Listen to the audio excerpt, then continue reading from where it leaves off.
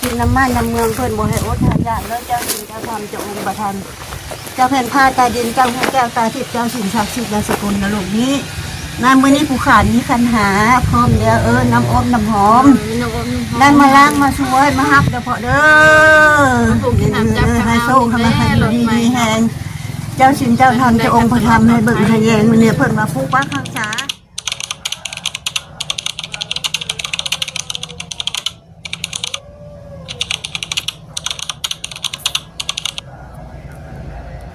พี่น้องเลยเนาะเปิดภาพเปิดคลิปมาจังไร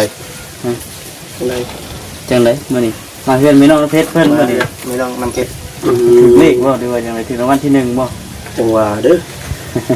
มันมีถึงรางวัลที่1อยู่เหมือนเนาะคือว่ามอบของขวัญชิ้นใหญ่ชิ้นโตให้กับแม่น้องน้ำเพชรว่าซั่นบ่แซ่นแม่นบ่โอ้แม่นเนาะรางวัลที่1บ่รางวัลที่1พี่น้องเลยเนาะสบายดีเด้อพี่น้องเนาะฮะวันนี้บ่มาเนี่ยนั่งซะเนี่ยน่ะอ๋อเจ้าห้องอ๋อตะกี้พี่น้องเนาะอยู่ที่เจ้าแต่ว่านานพี่นะเป็นโอ้ยได้เอาเสียงบ่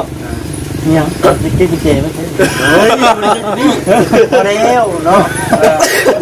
สิเป็นแล้วเนาะสิเป็นเย็นแล้วตัวเลยหลายเมื่อให้ต่อได้เลยมีมีแก่กว่าโว้มีเล่าหลายเลยหลายขั้นตอนเท่าไหร่มีแก่เราแล้วมาเนี่ยนี่แหละมาสิต้องทำอะไรบอกเจ๊นี่เดี๋ยวว่าขับไปเบิ้งนะครับกันขับไปเบิ้งรถใหม่ก่อนเจียมเลยเป็นอะไรฮะนะพี่น้องเนาะรถใหม่ไปแดงเลยพี่น้องมานี่เนาะเมื่อคืนนี้เราไม่ได้ฝันอย่างว่าเมื่อคืนถามนะว่าเปอร์เซ็นต์มือได้ออกเลยเราได้ฝันบ่เราได้ฝันดิโชคดีเนาะฮะมันจะได้ไม่ได้ฝันไม่ได้ฝันไม่ยังชื่อไปชื่อถูกว่าชื่อไปชื่อถูกบัตรเป็นเสียเงินนะที่1,000 แน่เจ้ยว่าคักนี่ว่าคักเอ้ยเดี๋ยวทีบัตรสิได้บัตรไม่ได้ฝันดิข้าสิได้บินมากครับลูกเจ้าพี่น้องเลยข้าสิบ่ได้บินเจ้ยจุดนี้จุดดีป้าจะพี่น้องเนาะไปเข้าไปก่อนไปใส่พี่น้องเนาะได้ครบเลยว่าบัตรเช็ดยังไงผูกแขนเลยอ๋อสบายดีเด้อโอ้ยง่ายก็ชิดอันผูกแขนเลยนะเนาะน้องเพชรได้รถใหม่แล้วบ้าน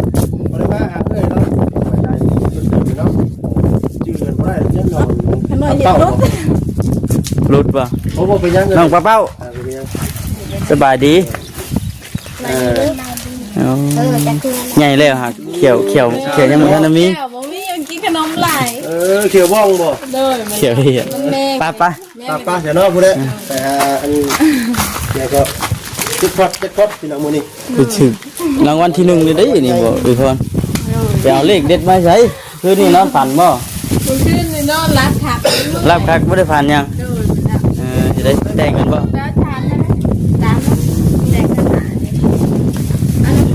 คือเทมเพิ่นเครื่องว่าโอเค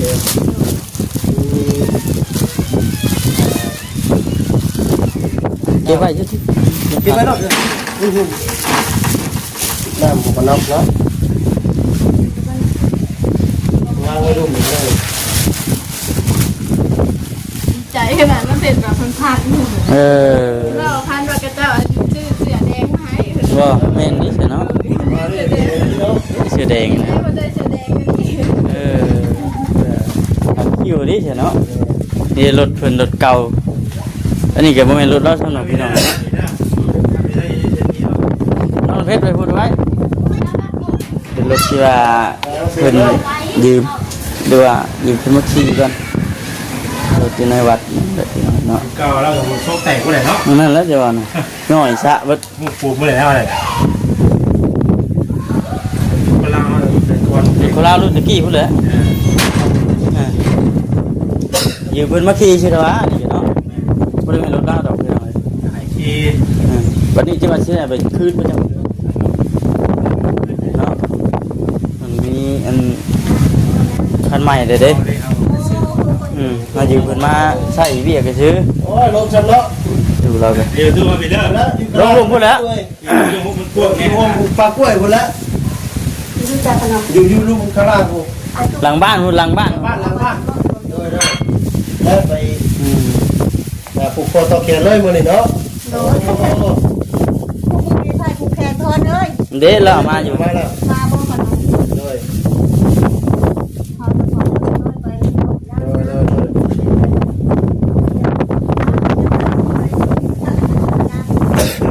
ไอ้เขาว่าพี่น้องเราต้องเศร้าครับพี่น้องเนาะ นี่ ยังมี15อยู่ น้องกระเป๋านี่เนาะ เป้า สิดีใจครับเบิ่งเล่นแต่เต้นมีน้ำอบน้ำหอมมาเปิดใส่น้ำขิมินเนาะ ที่มี อืม น้ำหอม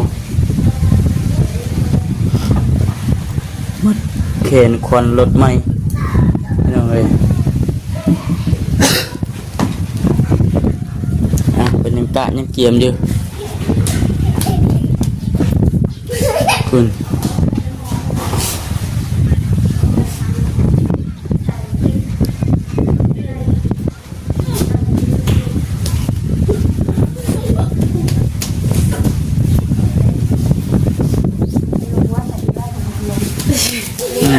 เธอสิแตกนะ ครบแล้วว่าบัตร ครบแล้ว มาได้ไปเฮียนบ่ คนอันนั้นครูบ่ได้มาไปแต่ตอนเช้าตอนเพลน โอ้ ไป มื้อนี้เราจะเช้าแล้วไป เป็นดอกไม้ดอกตอกเนาะ โดยบ่จีก็ได้แล้วพอเนาะ อาจารย์ไปส่งก็ได้ ไอ้เบิดทันแล้ว รถเป็นน้ำหมู ถามบ่คำกับบ่จักจำบ่คำกับบ่เคยได้รถใหม่เที่ยวคำก็ได้ เราบุเคย แล้วเนี่ยมันยืนอยู่แล้วเนาะ เนี่ยใดมันดีฮะก็ว่าเอาแล้ว เราแล้ว ประตูหนีมือเด้อ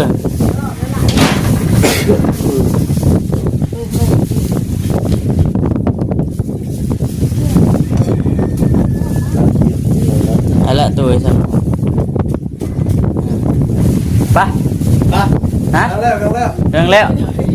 ไปช่างมาเซ็นถ่ายอยู่พุ่น เลยไปฮะ ไป ห้ามบ่ได้ โอ้ตัดภาพมาแต่งจื้อคือบัดนี้เนาะเข้ากันกับคนบ่มักอยู่บ่มักอยู่มักสุดใจว่าซั่นเนาะ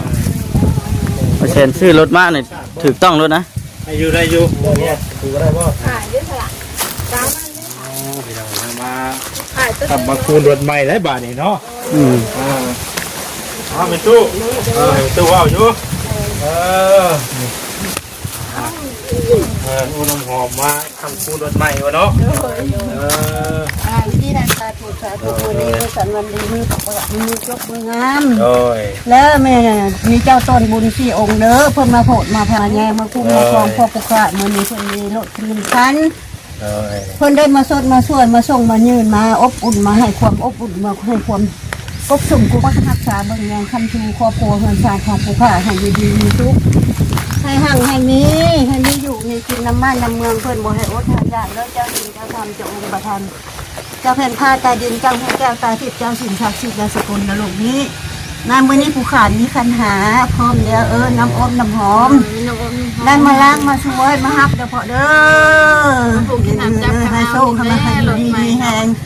เจ้าสินเจ้าธรรมเจ้าองค์พระธรรมให้เบิ่งให้แยงมื้อนี้เพิ่นมาปลูกปักรักษา ที่ไหน เพิ่นมาเบิ่งมาแยงมาค้ำมาสู้นี่หันเพิ่นมาเฮือนมาซานได้มาค้ำมาสู้ให้ห่างอันนี้ให้อยู่ดีมีแหงถึงเมืองเพิ่นให้อยู่ดีมีสุขความเจ็บบ่ให้พวกผู้ขาได้ความไข่บ่ให้พวกผู้ขามีโทษบ่ให้มาพานมาบ่ให้มาเบียดเด้อ ให้มีแต่สินละดำมีแต่เงินละคำมานั่งกินนั่งทานเป็นผู้ทีไม่มาทำมีดีได้ดีต่อไปพวกผู้ข้าก็ขอเน้มีเจ้าองค์บุญเนอสี่องค์ขน่อยเพิ่งมาโทษมาทานมื้อนี้แม่นวันคานขน่อย มือดีข้าวมันงามแล้วมือแข็งมันไปทางใดกะแก้วขาดไปส่งมาลำรวยบัดนี้ จะให้บุญคำบุญเป็นคนเด้ออยู่ดีมีทุกตลอดไปทางดีได้แล้วทุกคนเด้อกินเนี่ยว่าให้ลง ผู้คำตำผู้เงินผู้รักเล่นให้ผู้ใบเล่นปันผู้ประทานให้นำชง เอาถูกเอา ให้เพิ่นเบิ่งให้เพิ่นแงงให้เพิ่นคุ้มครองให้นั่งกินนั่งทานเป็นเชื่อตีมั่งหั่งดีๆได้นั่งกินนั่งทานก็พอเด้อหมดทุกตนโดนคำกูมันนึง เอา มันยืน แห้งเนาะเอา อย่าดีไปแห้งอย่าดีไปแห้ง เอาฮักเพิ่นก่อนสิโตลูก แล้วแม่มือนี้มือจุกงามต้องดีสุด ในพระองค์ทำขึ้นมาโตเป็นรักแค่ตามได้ ขับขี่ปลอดภัยเนาะ โอ้ยทับทีปลอดภัยวันแข็งวันนี้สนามแพทย์จุกมากไปทางใดก็ได้ลูกก็งามเด้อ ต้นอุดมหอมกุ๊กเดียวเลยเนาะเอาไปเลยเนาะเอาไปเลย บ้านเราป่วยไป เลยอาบเลยนะ สิ่งดีๆกับว่าวันนี้เนาะ เข้าไปเขาไปสาว พาลูกพาหลานหาอยู่หา ก็ได้สิ่งดีๆงาม เอ เด้ อ อ ทานเด้ออย่าให้มันแข่งชนะแม่ทุกสิ่งอย่างใดตลอดไปมีงาน แข่งคือเล็กนี่นะมั้ง เด็กไหลดิเด็กไหล เด็กนันเท่ดิเป็นอาหารนันเท่ดิ ล่างแล้ว ติดเครื่องไปบีบแกกิ๊กๆก็แบบเนาะ เราใช้กุญแจไว้เลย ติดเครื่องพูดได้เราพูดได้แบบเนาะ คนเล็กเลยป่ะ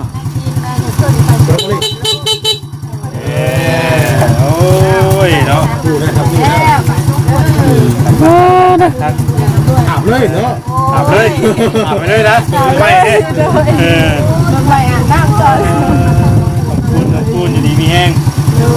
คักเอามานี่พี่เจอนั้นแล้วเนาะพี่น้องเอ้ยได้อันถ่ายดิมาปลูกแขน ทำให้เอาบัดนี้เนาะบ่แง่งเอา แข่งกับเพิ่น มัดเบิดหันบ่นะ ว่าแล้ว มันเป็นเลยป่ะ เคลียร์มัด มันจังงัน มัดเกี่ยวคอเลยดิ มันจังงันว่ามันยืน มันยืน ยืนเนาะ แค่แต่คนอะไรรักปลูกไว้เนาะเอาไปเจอปลูกไว้เศร้าเลยพี่น้องเนาะจังเศร้าเศร้าทำนึงเศร้าครับเอาหนักเท่าไหร่เอานี่ เราเพิ่นนะทำแล้วดีแล้วเนาะ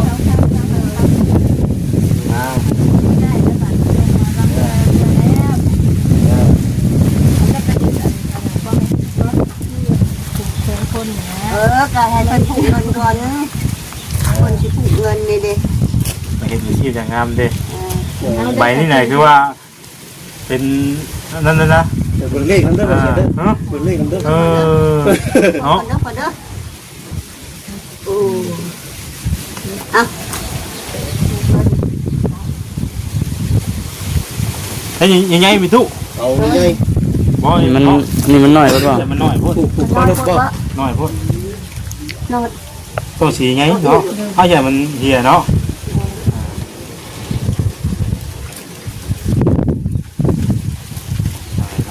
งาม เดี๋ยวโอ้เฮ็ดปิ่นเนาะเจ้าเนาะเฮ็ดปิ่นดี ละมาอุ้มเอาค่ะ นี่ก็ได้เหรอเนาะเป็นยังไง ได้อยู่แล้วแกมัดใส่อันนี้มันนี่ มาเป็น มัดจะเฉพาะ ตอนนี้มองสายดึงอันนี้เนาะ ว้าวไอ้ดอกเนาะ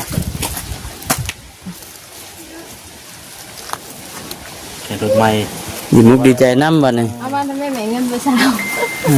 เมื่อเช้ามันจะมีอยู่ เดี๋ยวใส่ตัวนี้ก็ได้ นี่ก็ได้นั่นก็ได้ ได้ใส่ลายบ่ได้เลย เนาะ นี่อะไร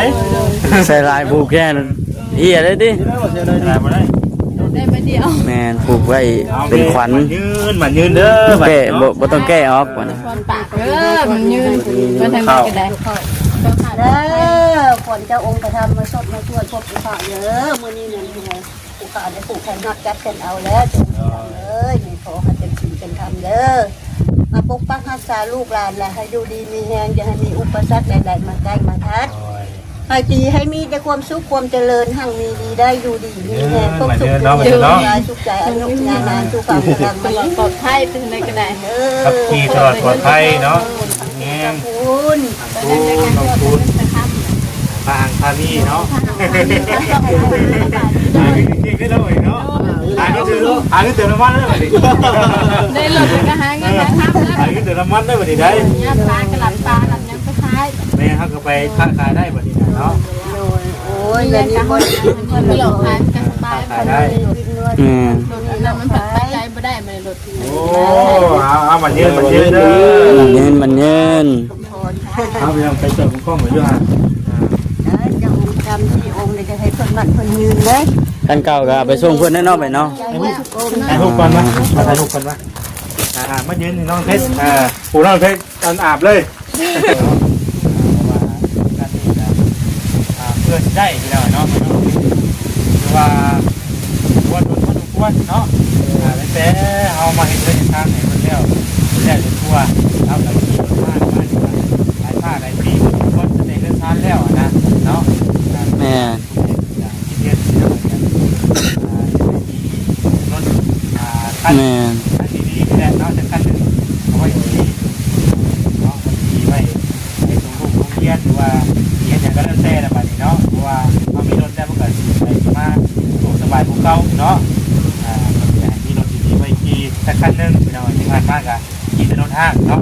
พี่แล้วพี่อีกสอบแล้วสอบอีกสอบเลยในการบุรีจะเกลือพี่น้องเลย ดีเก่าดิ ให้สอบให้พี่เนาะ โดย ที่ว่าผู้ทอดยอดเติมทางเพื่อให้เพิ่นที่เราได้เนาะก็เป็นเงินของทางนั้นแม่อยู่เมืองอุบลที่ว่ามาหาเพิ่นนั่นแต่เด้อมาหาเพิ่นนั่นแต่เด้อจะได้แต่ว่าตรงนี้เพิ่นไม่กลับแล้วกลับต่างประเทศแล้วเพิ่นก็ว่าโอ้ดีใจนำเด้ว่าแซ่บเนาะแม่สิมีบุญได้ขี่น้ำอยู่บ่น้อว่ะเอาก็มีแต่พามาได้แม่เพิ่นอยู่ดีมีแฮงแล้วก็มีโอกาสมาผู้หน้าผู้ใดก็มาได้เนาะโดย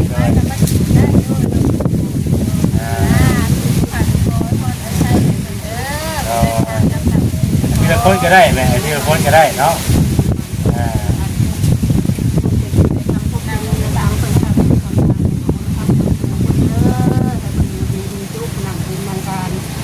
ได้เป็นลูกศิลลูกทำให้เป็นลูกคำตำเป็นมันคุณรักจะให้แรงได้จะให้แรงบัตรมวลจะให้น้ำส่งให้เบิ่งให้แงงจะทำให้รู้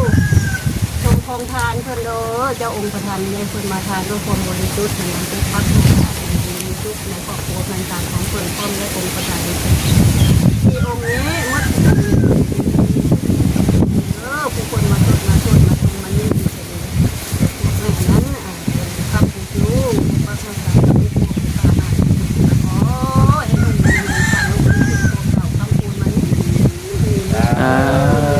าแต่น้ำ จะได้บัตรพี่น้องเนาะนั่งอยู่นี่ก็ได้เพื่อนนี่เนาะ เท่าพันเท่าเลยทางมันได้ตลอดปลอดภัยขอคุณสิ่งที่ทำคุณลูกคุณทำสู้ไปตัวนี้เนี่ยคุณปักษาเป็นความเจ็บมาได้ความไข่ความนี้เป็นคนตายสบายใจเลย สาธุ เอาดีมุกมีใจน้ำ แม่นเอาคำคูณบัดนี้เนาะไปพี่น้องเอ้ยทำมาค้ำกะจีบ่ได้มีหยังหลายดอกมันก็แสดงความยินดีนำเพิ่นขอบคุณหลายๆทางผู้หลักผู้ใหญ่เพิ่นก็ได้เนาะทางแม่เราก็ได้ขออยู่ดีมีแฮงเด้อว่าซั่นเฮ็ดกิจการเฮ็ดงานอีหยังก็ขอให้ร่ำรวย